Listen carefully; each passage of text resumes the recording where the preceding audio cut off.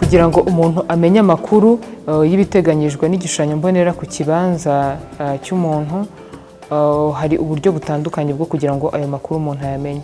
Uburyo bwa mbere ni uko umuntu ashobora kuba yakwegera ibiro by'imiturire kuva ku rwego rw'umurenge kugera ku rwego rw'umujyi wa Kigali. Ubundi buryo bwa kabiri ni uko umuntu ashobora kujya kuri interineti, ushobora gukoresha telefone cyangwa ukaba wakoresha imashini, ukaba wakoresha browsers zose, ukaba wakwandika wa@masterplan2020/kigali-city/gov/rw. Iyo umaze kugera kuri iyo website hari uburyo bubiri. Uburyo bwa mbere ni uko wakoresha API, uburyo bwa kabiri ni uko wakoresha imyirondoro y'aho ikibanza cyawe giherereye. Ukaba wakwandikamo akarere, umurenge, akagari, umudugudu, ugashyiramo na nimero y'ikibanza.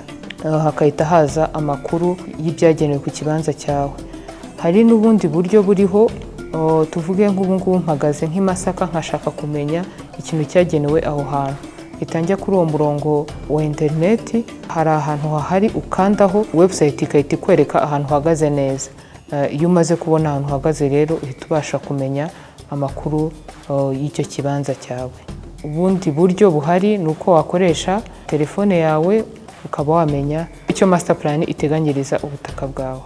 Ubundi buryo buhari, turi gukorana n'ibigo by'itumanaho ku buryo umuntu yagiye yohereza SMS akandikamo UPI cyangwa nimero y'ikibanza cyiwe, hanyuma bakaba bamubwira icyo master plan yageneye ikibanza cyiwe.